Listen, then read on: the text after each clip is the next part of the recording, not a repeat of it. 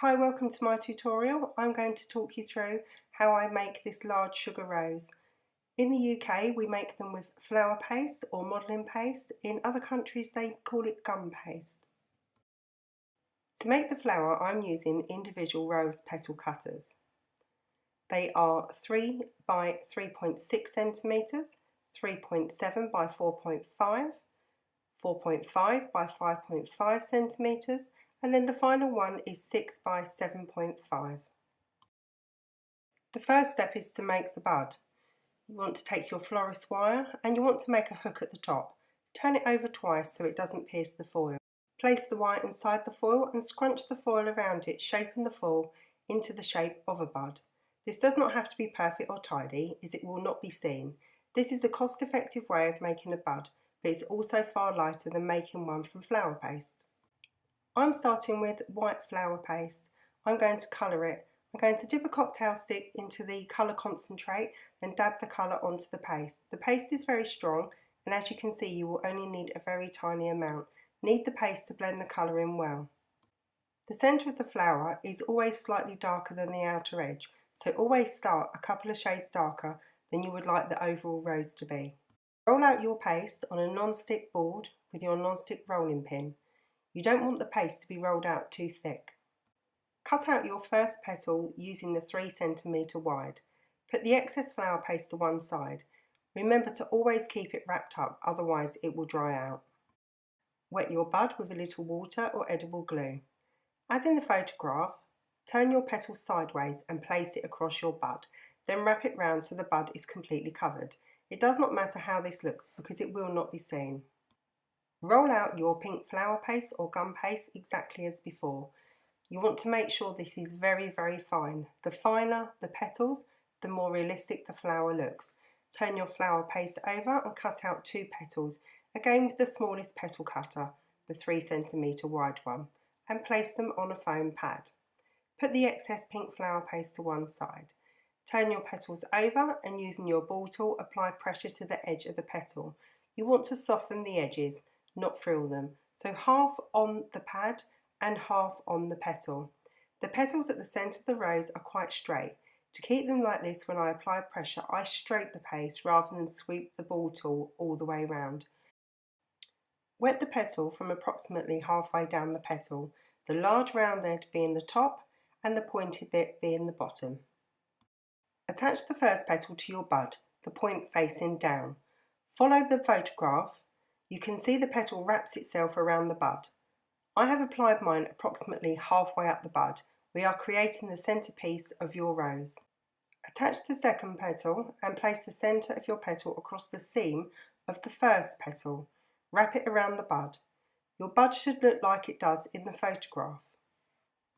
As I mentioned at the start of the tutorial, roses are darker in the centre.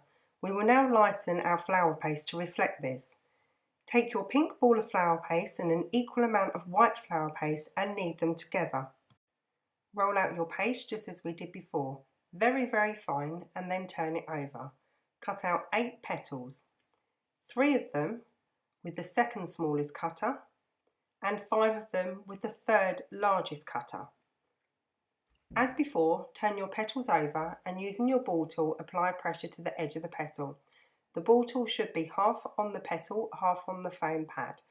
I have kept the petals quite smooth. If you want to make them frilly, you can, but we don't want our rose to look like a cabbage.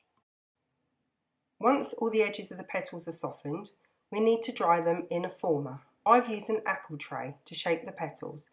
The petals also don't stick to them and they dry out nice and easy. We want to dry our petals out a little, but not too much. We want our petals to hold their shape once they're out of the apple tray, but not be too dry that they're brittle or the paste cracks. I place my petals in the apple tray for approximately 15 to 20 minutes, but this is purely dependent on the temperature in the room and the humidity.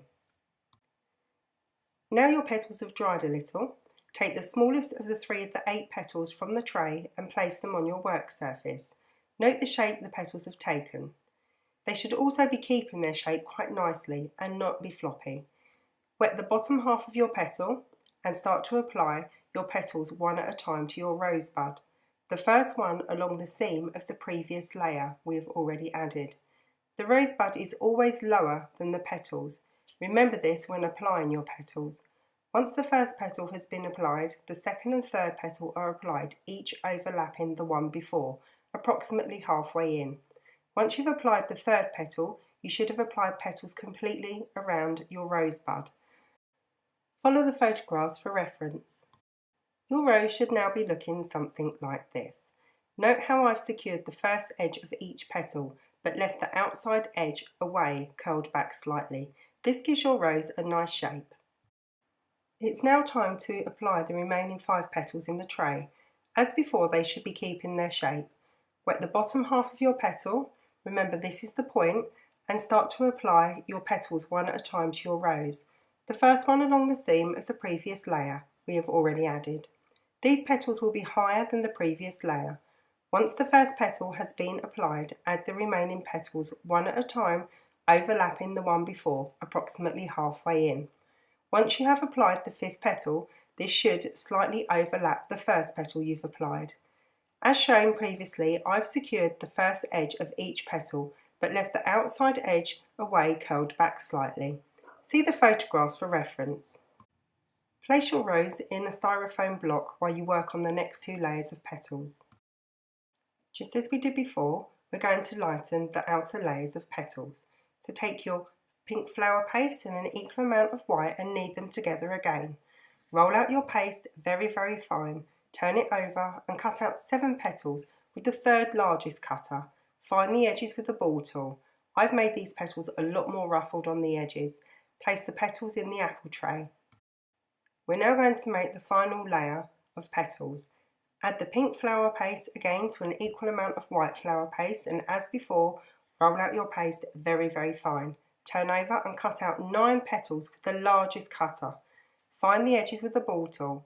I've made these petals a lot more ruffled on the edges, then put them on dessert spoons. You may need to dust the spoons with a little icing sugar to prevent them from sticking. Slightly curl back the edges of each petal on the spoon. Allow them to dry a little again, 15 to 20 minutes. They will be dry but still damp enough to move without cracking. Take the 7 petals from the apple tray and place them on the work surface. Just as we've done previously, wet the petals and apply them one at a time in exactly the same way.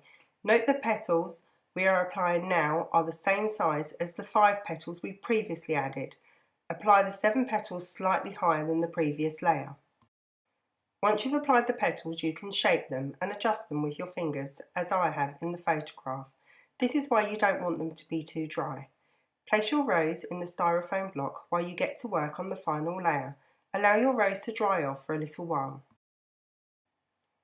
Your rose should now be looking something like this. Can you see the darker centre and the lighter edges? And can you see the centre of your rose is deeper inside the flower rather than pointing out the top? We are now going to attach the final layer. Just as we have done previously, we will apply the petals one at a time. This time we're going to place the rose we've been making gently upside down onto a soft work surface. Apply the 9 petals slightly higher than the previous layer, and again each one overlapping the previous petal by approximately half. Once you've applied the petals, you can shape them and adjust them as before with your fingers, as in the photograph. Once you've applied all 9 petals, turn your rose the correct way up. We are almost there. Now we need to adjust and shape the petals. As this is the outer layer, you can add a lot more shape to them because you will not be applying any more layers. See my rose in the photograph. You may need to add a little more water between the petals to secure them in place to give them their shape, as I have done. You will be able to see this when you look at your rose. Your petals on your rose will still be a little damp. We don't want them to collapse on top of each other and your rose to appear closed. To help the outer 2 layers keep the lovely shape we've made, we're going to add some small pieces of kitchen towel between them. See the photograph. Be careful not to put the kitchen towel in a wet area of the petal, otherwise it will stick and you won't be able to remove it once your rose is dry. Now we need to hang the rose upside down to dry. I've placed mine on a cooling rack and balanced it on 2 drinking glasses. Place the drinking glasses upside down on the work surface and balance the cooling rack on top of them.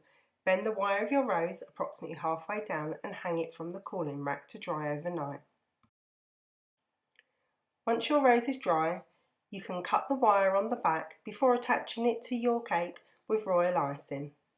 Be careful and make sure you mention to the person that buys the cake that there is a foil bud and there is a small wire inserted into your rose. Your rose is now complete. If you'd like to be kept up to date when I upload new videos, please hit the subscribe button and please take the time to check out my other video tutorials. Thank you for watching.